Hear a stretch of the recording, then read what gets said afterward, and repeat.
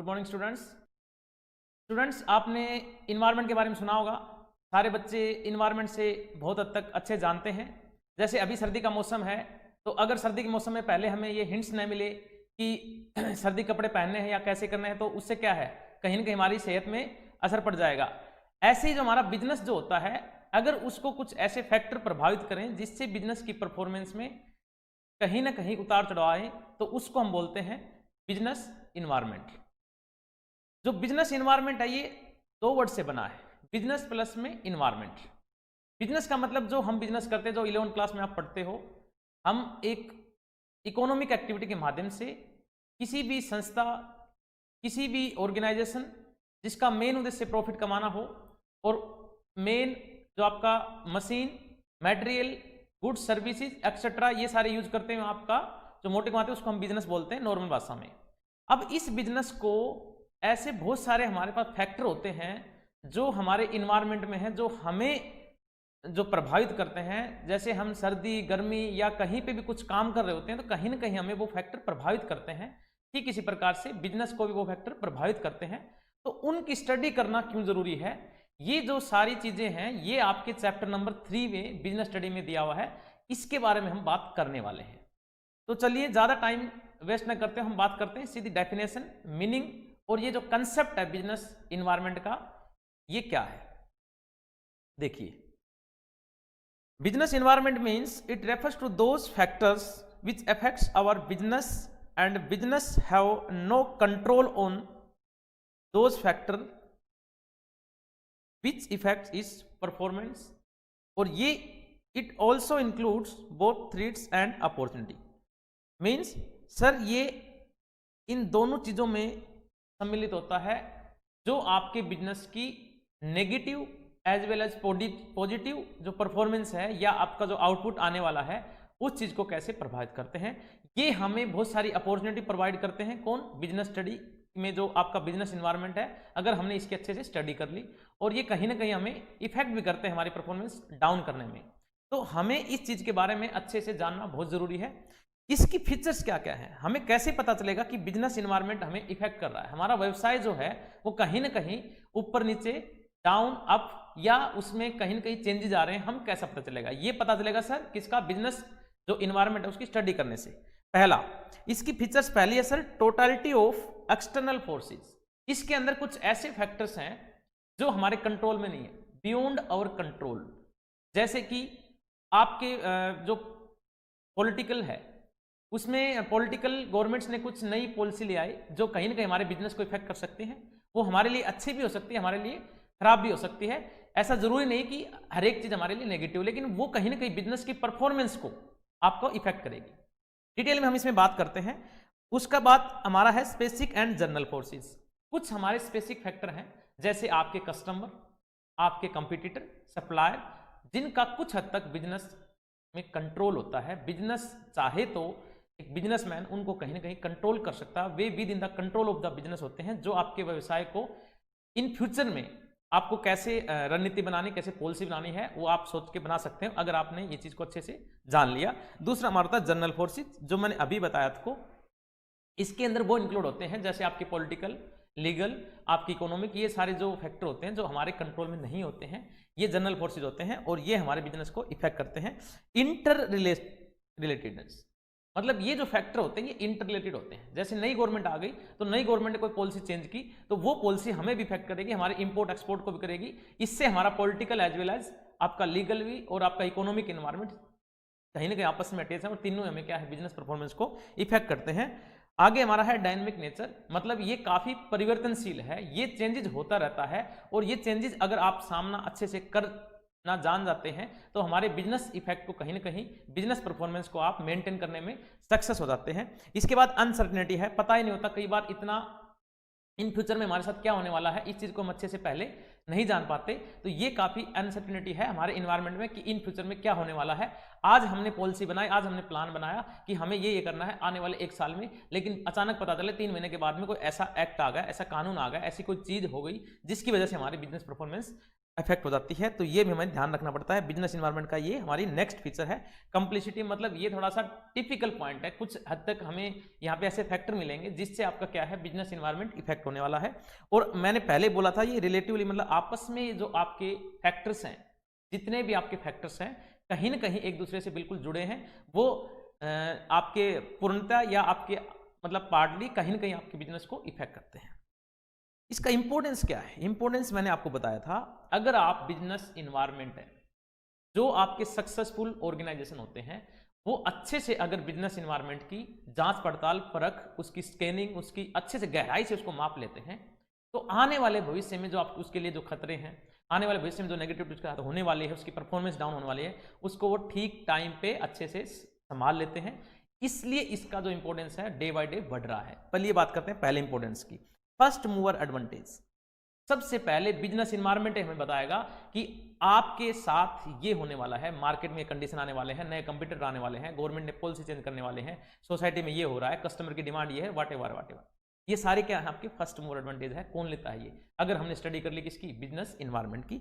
Second one है warning signal. ये signal भी देता रहता है क्या हमें फ्यूचर में क्या खतरा पैदा होना है, हमारे लिए क्या खतरा है, क्या ये जो हमें सामान बना रहे हैं, इन प्रोडक्शन को, ये जो प्रोडक्शन हमारे इन्वायरमेंट में हो रहा है, हमारे जो प्रोडक्शन डिपार्टमेंट से इन्वायरमेंट को इफेक्ट कर रहा है, इन्वायरमेंट से हमें इफेक्ट हो रहा है, ये जो चीजें हैं इन फ्यूचर में इनका क्या नेगेटिव इफेक्ट होने वाला है। लोगों ने, जैसे किसी का रेडियो बनाने काम हो, किसी का कुछ ऐसे काम है, तो उसके बाद रेडियो का धीरे धीरे काम कैसे बंद हो गया, मोबाइल आने से। आपके टीवी का काम क्या हो गया, ब्लैक एंड व्हाइट से रंगीन में आ गया, रंगीन से क्या हो गया, एलसीडी, एलईडी, ये सारे बढ़ते जाते हैं। इससे कहीं ना कहीं मार्केट से पता चलता है कि मार्केट में लोगों के दिमाग में चल क्या रहा है, मार्केट में अभी क्या आ रहा है। ये सारा भी हमें बिजनेस इन्वायरमेंट की अगर स्टडी करते हैं हम पता चलता है। यूजफुल रिसोर्सेज, बड़े काम की चीज़ है सर। क्या चीज़ है सर? अगर बिजनेस इन्वायरमेंट को अगर आप अच्छे से जान लेते हैं तो आप बिल्कुल एकदम वेल डिसीजन ले सकते हो आने वाले टाइम में, आप अपने उसको गोल को अचीव करने में। और ये कोपिंग विद रिपीट चेंजेस, जितने भी चेंजेस होते हैं वो फास्ट रखते धीरे धीरे चलते रहते हैं, उसको कहीं ना कहीं ये रिलेट करता है, कॉपी करने में मदद करता है हमारी, कि ये चेंज है, हमें इसके साथ जुड़ना है। नई टेक्नोलॉजी आ गई सर, हॉस्पिटल में कोई ऐसी चीज बन गई, उससे क्या है नई टेक्नोलॉजी का जोड़ना है। आपके आजकल आप देखो यूट्यूब पे क्लासेस दे रहे हैं, नई टेक्नोलॉजी है, कहीं ना कहीं हमारे हर चीज जो है ना इससे इफेक्ट होती है। तो इससे बिजनेस इन्वायरमेंट को अगर आप अच्छे जान लेते हो तो कहीं ना कहीं इस चीज का भी आप बेनिफिट ले सकते हैं। और इंप्रूवमेंट इन द परफॉर्मेंस, अगर आपने ये सारी चीजें कर ली सर, तो हमारी कहीं ना कहीं जो परफॉर्मेंस है उसमें नो डाउट इंप्रूवमेंट होना तय है। तो अब चलिए बात करते हैं ऐसे कौन सी मेन जो है आपके कंपोनेंट्स हैं जो बिजनेस इन्वायरमेंट के अंदर इंक्लूड होते हैं, या हमें इन जो मेन चीजों का ध्यान रखना है जो हमें हमारी जो परफॉर्मेंस है उसको कहीं ना कहीं इफेक्ट करते हैं। पहला, इस चीज को ध्यान से सुनिएगा, ये क्वेश्चन हमारे 2020 के लिए वेरी इंपॉर्टेंट है, जो बच्चे 12th में है। ये जो क्वेश्चन है इसमें जो फैक्टर है मैं जो बताऊंगा बड़ा ध्यान से आपको सुनना है। पहला, इंटरनल इन्वायरमेंट और एक्सटर्नल इन्वायरमेंट, ये दो कंपोनेंट्स हैं। अब इसमें क्या है, इंटरनल में जो हमारे हैं, इंटरनल इन्वायरमेंट का मतलब जो आपको अंदर से, बिजनेस को अंदर से प्रभावित करता है। पहला, ऑब्जेक्टिविटी। आपने ऑब्जेक्टिव सर गलत बना लिया, आपका ऑब्जेक्टिव सक्सेस ही नहीं हो रहा, आपने ढंग से प्लान नहीं बनाई, तो क्या हो जाएगा इससे? आपका बिजनेस, आपकी परफॉर्मेंस, आपका आउटपुट, आपका गोल कहीं ना कहीं इफेक्ट होगा। इस चीज को आपको ध्यान रखना है। पॉलिसीज फ्रेम करने में कहीं ना दिक्कत आ गई, मैनेजमेंट टीम ने कोई ऐसी पॉलिसी बनाई, टॉप लेवल मैनेजमेंट काम नहीं आया, दिक्कत होनी शुरू हो जाएगी। ऑर्गेनाइजेशन स्ट्रक्चर, सर आगे डिटेल में बात करेंगे चैप्टर नंबर 5 में। आपका ऑर्गेनाइजेशन का ऐसा स्ट्रक्चर है जिसमें जिसको जो काम करना है वहां पे बंदा है ही नहीं, दूसरे बंदे को अपॉइंट कर रखा है, या वहां पे काम वैसा नहीं हो रहा जैसा हम चाहते हैं, वहां पे लोग ज्यादा हैं, डिपार्टमेंट कम है, काम का बंटवारा सही आदमी को सही हमने दे नहीं रखा, कहीं ना कहीं ऑर्गेनाइज स्ट्रक्चर में दिक्कत है, जिनकी वजह से हमारी जो परफॉर्मेंस है उसमें इफेक्ट आ जाता है। मैनेजमेंट इंफॉर्मेशन सिस्टम, आज के दिन ये बड़ी इंपॉर्टेंट चीज है। क्या सर? हर एक आदमी को टेक्नोलॉजी की एक आदत पड़ गई है और उसके बिना ये कहीं दूसरी भाषा में ये हमारे लिए नेसेसिटी हो गई है। तो इस चीज को आपको हर एक आदमी को टाइम पे सूचित करना, ये हमारा एक फर्ज बनता है। अगर बिजनेस एनवायरनमेंट में कहीं कहीं दिक्कत है ये, तो आपके लिए ये भी कहीं कहीं इफेक्ट करेगा आपकी परफॉर्मेंस को। और आपका जो प्रोडक्शन मेथड है उसका भी देखना जरूरी है कि आपकी जो टेक्नोलॉजी का सही टाइम पे सही यूज हो रहा है, आपके जो रिसोर्सेज हैं, जो स्केर्स रिसोर्सेज होते हैं हमारे बिजनेस को बिल्कुल अच्छे से चलाने के लिए वो कहीं ना कहीं इफेक्ट आपके करेंगे, अगर आपने मेथड अच्छे से अप्लाई नहीं कर रखा है, दूसरा मेथड ले रखा है प्रोडक्शन का, जिससे टाइम ज़्यादा लग रहा है, आउटपुट कम आ रहा है, तो उसको भी आपको ध्यान रखना है। और प्रोडक्शन कैपेसिटी कितनी है, आपने क्या क्या जोश जोश में पॉलिसी के तहत कर दिया, हम इतना सामान बेच देंगे, इतना प्रोडक्शन हमारा इस ईयर में हो जाएगा, लेकिन पता चला मार्केट में उसकी डिमांड ही नहीं है। तो इस चीज़ को भी आप कहीं ना कहीं ध्यान रखेंगे। और ये भी हमारा बिजनेस इन्वायरमेंट की नेक्स्ट क्या है, कंपोनेंट्स है। ये सारे बेटा आपके इंटरनल कंपोनेंट्स हैं, और इन कंपोनेंट्स को आपको ध्यान रखना है। अगर ये कंपोनेंट्स आप ठीक टाइम पे अच्छे से 2-3 बार सोच के परख के करते हो, तो कहीं ना कहीं आपकी परफॉर्मेंस में सुधार हो सकता है, क्योंकि ये सारे इंटरनल आपके फैक्टर हैं, इंटरनल कंपोनेंट्स हैं, जो with in the control of the business होते हैं। तो जो हमारी मैनेजमेंट टीम होती है, बिजनेस जो मैन होते हैं, बड़े जो लोग होते हैं टॉप लेवल वाले, जिसका रिस्पॉन्सिबिलिटी काम होता है पॉलिसी फ्रेम करने वाला होता है, उन लोगों को एक बार दोबारा इस चीज़ को देखना चाहिए, ताकि हमारी परफॉर्मेंस को इन फ्यूचर में कोई दिक्कत ना हो। अब बात करते हैं मेन आपका एक्सटर्नल इन्वायरमेंट। इसके अंदर दो पार्ट हैं, micro environment and macro environment.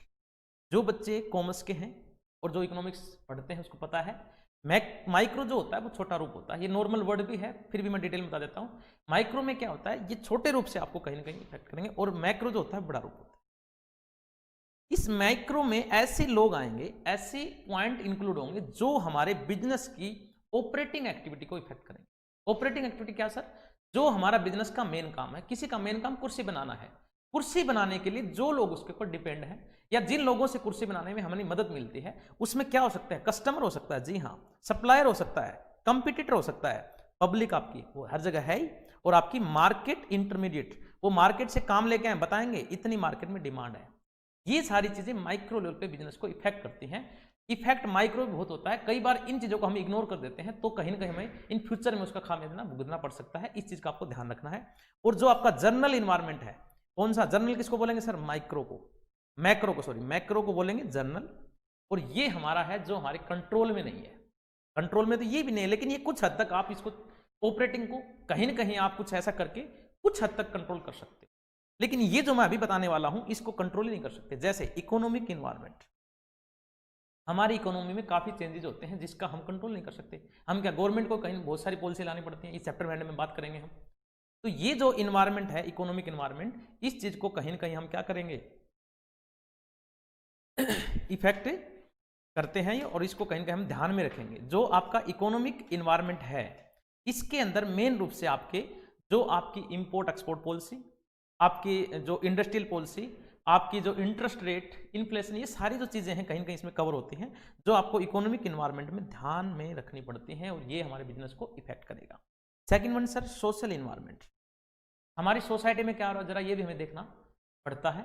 और जो अच्छे आपके जितनी फर्म हैं, अच्छे बिजनेसमैन हैं, अच्छे आप ये कहें कि कहीं ना कहीं उसका ब्रांड वैल्यू है, वो तभी अच्छे हैं जब आप सोसाइटी को सेटिस्फाई करते हो। सर सेटिस्फाई क्या, उसको सस्ते में चीजें देना, आप चीज सस्ते मत दो, आप क्वालिटी प्रोवाइड करो, उनकी डिमांड देखो, उन लोगों की बात समझो, उसका उनके साथ अटैचमेंट रखो। कहीं भी आपको आफ्टर सेल सर्विस, ऐसे बहुत सारी चीजें होती हैं जो बिजनेस में आपको मेंटेन, कस्टमर को लंबे टाइम तक रखने के लिए जरूरी होती हैं। तो ये कहीं ना कहीं इफेक्ट करते हैं। जैसे सोसाइटी वालों का बाई चांस आपने ऐसी जगह वहाँ पे कोई जो आपको बहुत महंगी गाड़ी है, जैसे BMW गाड़ी का आपने शोरूम लगा दिया ऐसी जगह जहाँ पे लोगों उनको डिमांड ही नहीं है सोसाइटी में, वहाँ पे लोगों की ऑल्टो गाड़ी लेने की क्या है लोगों के पास पैसा है, तो आपने वहाँ पे वो गाड़ी लगा दी, तो कहीं ना आपका प्रोजेक्ट फेल हो सकता है। इस चीज़ को आपको ध्यान में रखना है। इसलिए सोशल जो इन्वायरमेंट है और इसके अंदर लोगों की जो वैल्यूज़ हैं, बिलीफ्स हैं, ट्रेडिशंस हैं, क्या आपका फैशन चल रहा है, क्या लोगों की इच्छा है, ये सारी चीज़ें कहीं ना कहीं इफेक्ट करती हैं जो आपके कंट्रोल में नहीं है।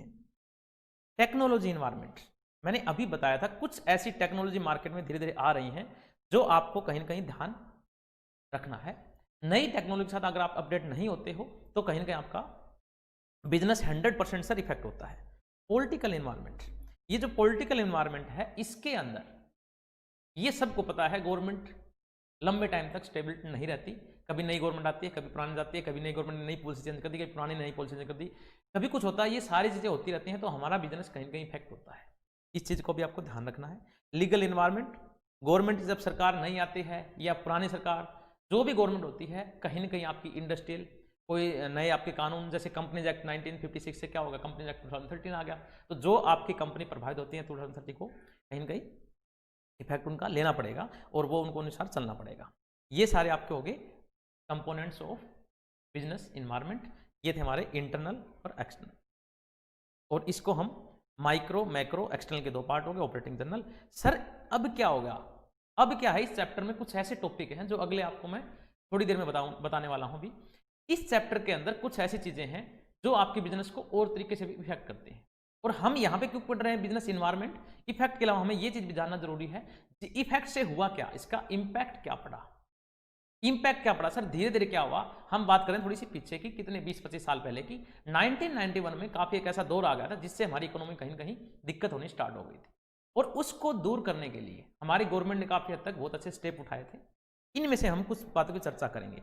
इकोनॉमिक रिफॉर्म सिंस 1991 या न्यू इकोनॉमिक पॉलिसी या changing scenario of Indian economic environment. उस टाइम क्या आपका वो करना था, क्या आपने पॉलिसी बनाई और क्या आपके इकोनॉमिक एनवायरनमेंट से कहीं ना कहीं आपका चेंज आया। सर एक तो चेंज करना जरूरी था, क्यों, लिबरलाइजेशन। क्यों करना था सर, लिबरलाइजेशन का मतलब क्या होता है, पहले समझेंगे ध्यान से लिबरलाइजेशन का मतलब क्या होता है। सर अगर हमें काम करने का मन है लेकिन हमारे पास पैसे नहीं है, हमारा टैक्स ज्यादा जा रहा है, हमें कहीं चीज से बांध रखा है, बांधने का मतलब हमें कहीं रिस्ट्रिक्शन में है, अगर ये हमें खोल दी जाए, रेस्ट्रिक्शन को फ्री कर दी जाए, हमें फ्रीडम दी जाए।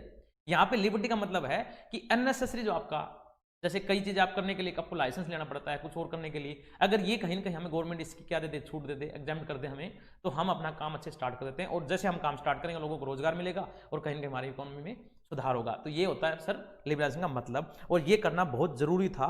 इससे क्या, इसका मेन पर्पज जो क्या थे, मेन उद्देश्य क्या थे, इससे क्या हुआ, कहीं ना कहीं आपकी जो टैक्सेज है उसमें कमी कर दी, आपके जो अननेसेसरी जो कंट्रोल थे अर्थव्यवस्था उसको कहीं छूट दे दी, और आपकी इंपोर्ट एक्सपोर्ट जो आपका प्रोसीजर है उसको हमने कहीं सरल बना दिया, अच्छा बना दिया। और ये सारे हमें इसके पॉइंट आने वाले आए थे इसमें लिबरलाइजेशन में, जिसको हमने अभी डिस्कस किया है। दूसरा है प्राइवेटाइजेशन। कई बार क्या होता है, गवर्नमेंट को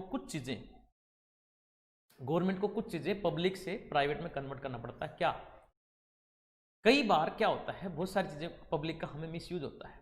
हम देखते हैं बहुत सारे लोगों के अलग अलग मेंटल प्रॉब्लम होती है, कईयों का कुछ सिचुएशन ऐसी हो जाती है, या कई जगह लोग जागरूक नहीं होते, बहुत सारी ऐसी चीजें होती हैं।